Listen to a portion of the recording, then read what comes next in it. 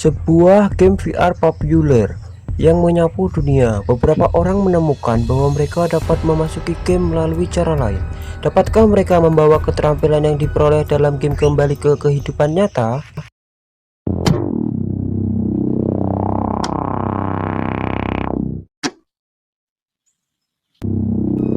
Dunia ini besar, sangat membosankan tanpa ada jalan untuk keluar.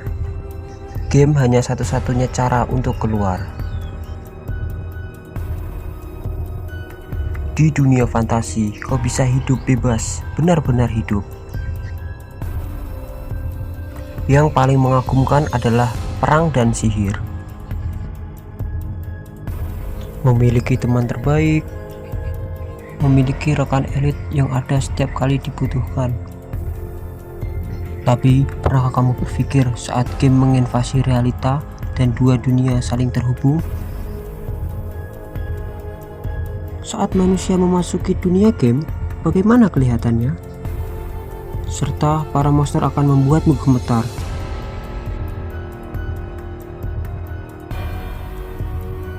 Musuh yang kuat tidak akan memberimu kesempatan untuk hidup. Memiliki kutukan yang tidak diketahui.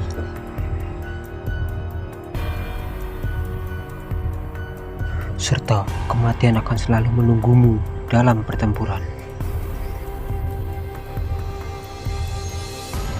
Saat kau tidak bisa membedakan antara teman dan musuh yang ada di sekitarmu. Musuh atau teman.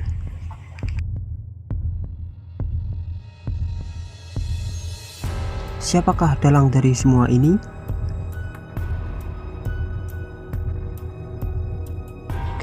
Jika kehidupan ini memberimu pilihan, apa yang harus kamu lakukan?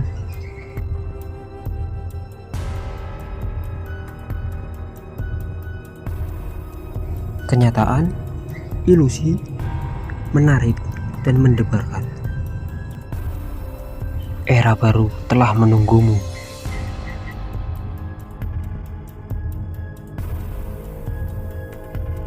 Pemeran utama atau MC ini bernama Fang Tian. Dia adalah seorang assassin. Dan kita panggil saja namanya Tian. Saat ini Tian sedang dalam misinya bernama Shadow Spider. Ini dunia game, aku tinggal lebih dari 12 tahun.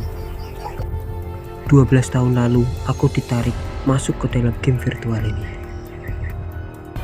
Dunia ini penuh dengan monster, hutan, elf, dan lain sebagainya. Sangat berbahaya. Dalam misi, kau dapat memilih sebagai predator atau mangsa. Dan aku sudah terbiasa dengan kehidupan ini. Dan tiba-tiba ada sebuah pemberitahuan bahwa kita harus keluar dari game ini secepat mungkin.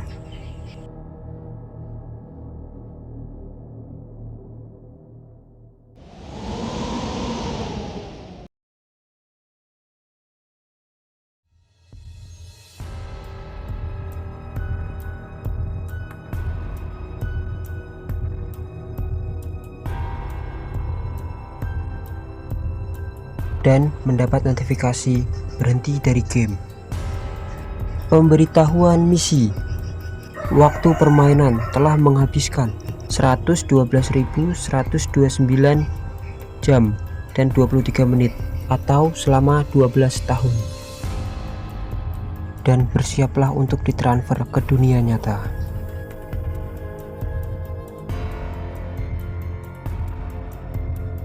Dunia nyata dalam ingatanku sangat kabur. Setelah keluar, Tian pun berkata, "Inikah dunia nyata? Aneh sekali. Aku menerima kuis di dunia nyata. Bagaimana bisa?" Sepertinya serangan sebelumnya mengandung efek paralisi atau yang biasa disebut efek kelumpuhan.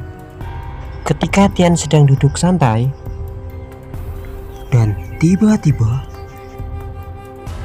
dan secara refleks Tian menodongkan senjatanya. Dan ternyata itu adalah pamannya. Pamannya bernama Habode. Kita sebut saja Paman Hao. Tanpa basa-basi, Paman Hao langsung memberikan Tian sebuah tugas. Tian pun bertanya, misi ini bukan di dalam game. Paman Hao berkata, ini adalah misi istimewa. Aku ingin kamu mendekati orang ini. Paman Hao berkata bahwa misi ini memiliki waktu yang cukup lama dan kau harus mengingat itu. Dan kau tidak boleh membiarkan orang tahu mengetahui rahasiamu. Dan Paman Hao berkata, kau tidak boleh menggunakan kekuatanmu karena ini adalah dunia nyata. Kau hanya boleh menggunakan kekuatanmu itu di game. Tian pun dengan sengaja mengeluarkan kekuatan apinya. Dengan spontan Paman Hao langsung memukul kepala Tian dan langsung memarahinya.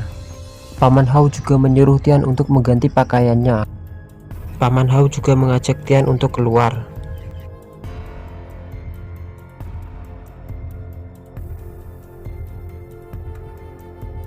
Saat Tian keluar, Tian pun terkejut saat melihat dunia saat ini.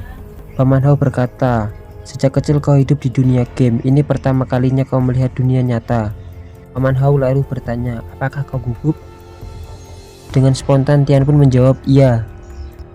Paman Hao lalu mendekati Tian dan lalu berkata, sebagai seseorang yang telah mengalami semuanya di sini, aku akan memberimu dua hal yang harus kau ketahui.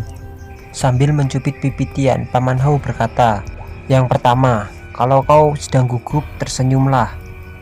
Yang kedua, jika kau ingin dapat pacar, carilah yang big opai. Lalu Tian menjawab, hah? Kenapa? Lalu Paman Hao berkata lagi, yang opanya besar biasanya bodoh. Gadis pintar sangat menakutkan. Dengan keringat dingin, Tian pun menjawab, oke, akan aku catat. Lalu Paman Hao berkata, kalau begitu lakukanlah tugasmu. Lalu Shin pun berpindah di suatu tempat. Ada seorang perempuan yang sedang berkata bahwa dia telah menemukan anak itu, anak yang telah lama hilang. Lalu seorang laki-laki di sana terkejut. Laki-laki tersebut bertanya, di mana? Perempuan tersebut memberitahukan bahwa anak itu ada di kepolisian kota. Dengan spontan laki-laki tersebut lalu memukul meja. Lalu laki-laki tersebut bergegas mengajak sang perempuan untuk ke sana. Shin berpindah di kantor kepolisian kota. Di dalam kantor kepolisian terdapat seorang anak yang sedang termenung. Anak itu adalah Tian, sang pemeran utama kita. Keadaan pun flashback ke beberapa jam sebelumnya. Paman Hao lalu menyuruh Tian untuk berpura-pura dia adalah budak dan ingat kalau adalah anak dari tunawisma yang dijual 10 tahun yang lalu. Paman Hao juga berkata, jangan bertindak gegabah sebelum perintah selanjutnya. Tian pun termenung lalu memikirkan bahwa misi ini lebih sulit daripada misi laba-laba sebelumnya. Di saat Tian sedang termenung, tiba-tiba ada seseorang yang sedang mengetuk pintunya. Lalu seseorang yang bersama Tian pun langsung membukakan pintunya dan menyuruhnya untuk masuk. Ternyata orang yang mengetuk pintunya adalah dua orang yang sedang berbicara tadi. Ternyata orang itu adalah seorang komandan dan misi Tian adalah mendekati komandan tersebut. Lalu komandan tersebut menghampiri Tian.